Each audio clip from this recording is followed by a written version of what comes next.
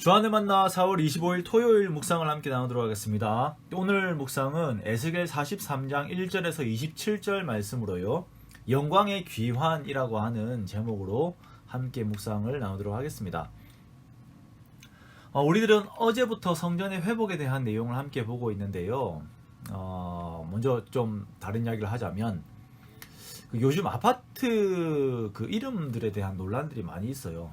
이름에 따라서 값어치가 달라진다라고 하는 생각들이 있기에 그 이름들을 보면 고급지게 만들죠. 제가 아는 한 아파트도 진짜 오래된 아파트인데 원래 참 한국적인 이름이었는데 그 이름이 아이파크라고 개명을 했더라고요.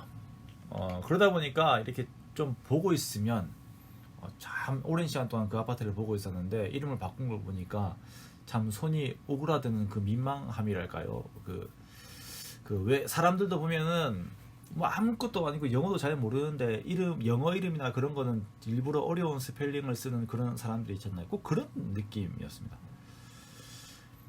그 아파트의 이름을 이름보다 더 중요한 것이 그 건물 자체가 가지고 있는 기능이죠.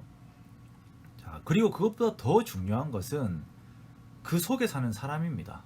누가 사느냐에 따라서 그 거주 공간의 가치가 달라지는 것이에요. 자, 오늘 본문에 보면요, 이 성전이라고 하는 이 건물, 여기서는 건물로 표현이 되니까요, 이 건물의 주인에 대한 이야기를 하고 있습니다. 자, 오늘 본문에서 이 성전의 완성도를 보여주고 난 이후에 성전의 주인 되시는 하나님께서 그 영광과 함께 성전으로 돌아오십니다. 에스겔 8장에서 성전이 타락했을 때에 하나님께서는 성전을 떠나버리셨어요. 유대인들은 성전에서 하나님이 떠난다는 개념 자체가 없었습니다만 하나님께서는 성막에 계신다고 해도 그 영광이 낮아지시는 그런 분이 아닙니다. 왜냐하면 하나님은 온 우주를 지으신 분이시기 때문입니다. 그래서 어떤 건물에 국한되시는 분이 아니에요.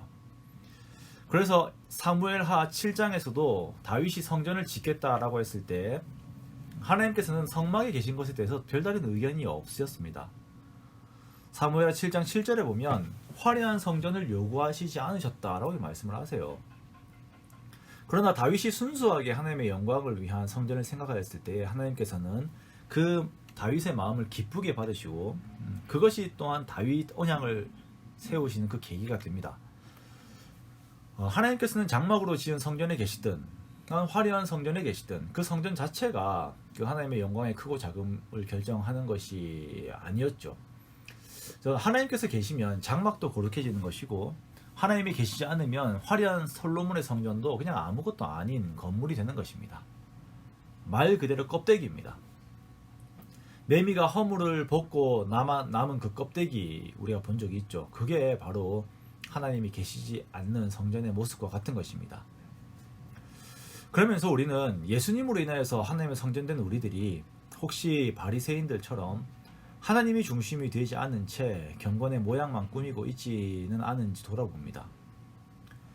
우리가 교회에서 어떤 직분과 말투와 행위로 나를 포장하고 있지는 않은지 정직하게 하나님 앞에서 나 자신을 돌아봅니다. 그것이 우리들의 가치가 아니죠. 우리들의 가치는 오직 내 속에 계신 예수 그리스도로 말미암아서 만들어지는 것입니다. 죄로 오염된 성전을 버리신 하나님께서는 이제 새로운 성전을 세우시고 다시 그 영광과 함께 돌아오십니다. 성전으로 돌아오신 하나님께서는 이제 백성들이 완전히 버려야 할 것들을 말씀하시는데요. 곧 음란과 죽은 왕들의 시체입니다. 표현이 좀 묘하죠. 이것은 상징성이 있는 것인데요. 음란이라고 하는 것은 배우자를 버리고 다른 사람과 부정을 저지르는 것처럼 하나님을 버리고 이방신들을 섬기는 것을 말합니다. 그리고 죽은 왕들의 시체라고 하는 것은 인간 왕들의 업적들, 그 사람들에 대한 그 기념비들을 세우면서 하나님의 위치에 왕이라고 하는 그 인간들을 계속 세우는 것을 의미합니다.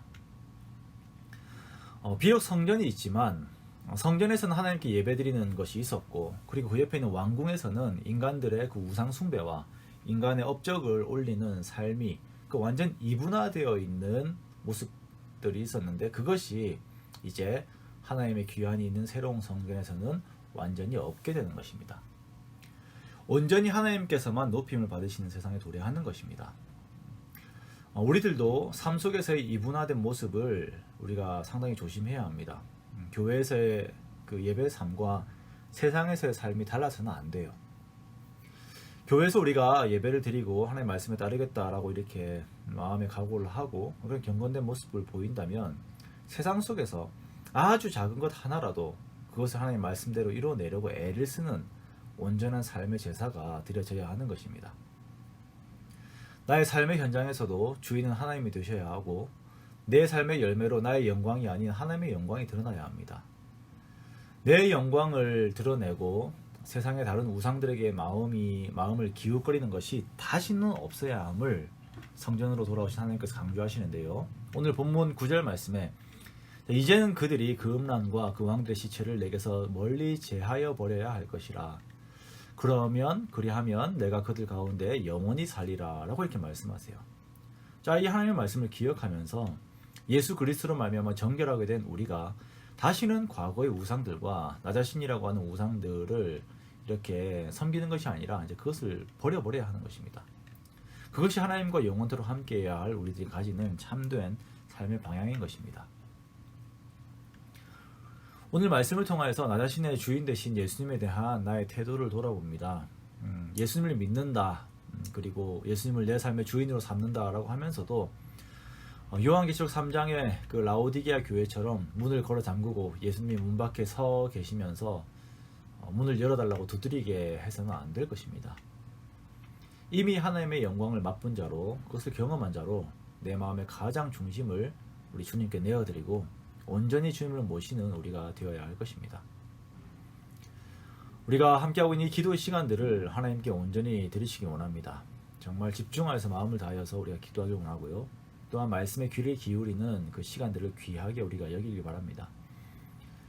계속적인 삶의 예배 속에서 하나님은 정말 우리가 사랑하고 하나님을 온전히 사랑하고 증정하겠습니다. 그리고 그 앞에서 나 자신은 부인되는 그런 믿음의 여정을 우리가 계속 걸어야 할 것입니다. 그리스도가 중심이 되시는 그 온전한 성전에 비치는 그 하나님의 영광이 우리들의 모든 삶에 가득하시기를 주님의 이름으로 축원합니다.